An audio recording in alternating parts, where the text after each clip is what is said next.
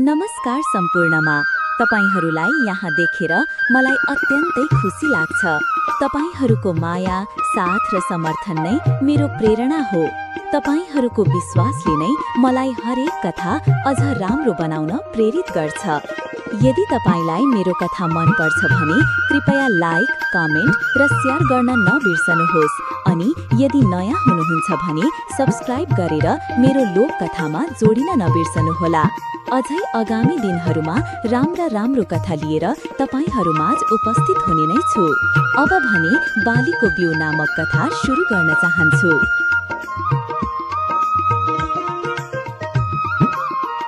धेरै अगाडि नेपालको पहाडी भेगमा पर्ने एउटा सानो तर सुन्दर गाउँ थियो। नाम थियो छाया गाउँ।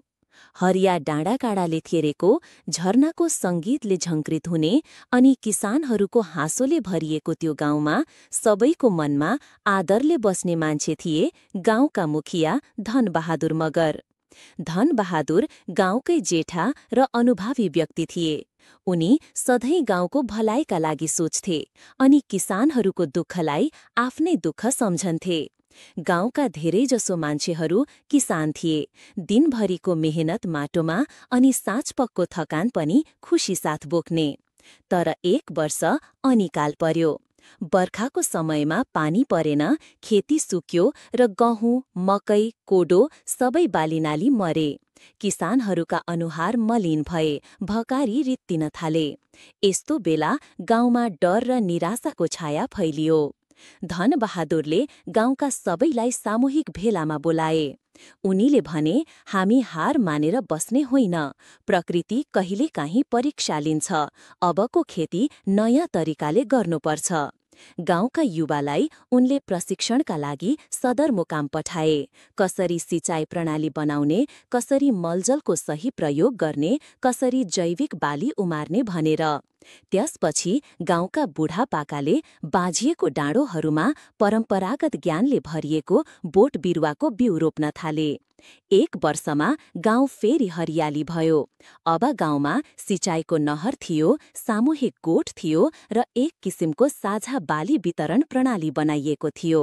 किसानहरू आपसमा बिउ साटासाट गर्थे अनि बजारमा पुग्दा पनि एक अर्काको बाली बेच्न सघाउँथे। धनबहादुर भने आफै खेतमा काम गर्थे, हँसिलो मुखले सबैलाई सम्झाउँथे। नेतृत्व भनेको सिंहासन होइन, जिम्मेवारी हो। 3 वर्षपछि छायाबारी गाउँ जिल्लाकै उदाहरणीय गाउँ बन्यो। सरकारबाट पुरस्कार आयो, तर सबैले त्यो सम्मान धनबहादुरको हातमा राखिदिए। धनबहादुर भने मुस्काउँदै भने, यो मेरो होइन, हामी सबैको मेहनत हो। म त सधैँ किसान नै हुँ। गाउँमा अहिले पनि बेलुकी परेपछि बच्चाहरू आफ्ना हजुरबुबा हजुरआमासँग बसेर धनबहादुर मुखियाको कथा सुन्छन्।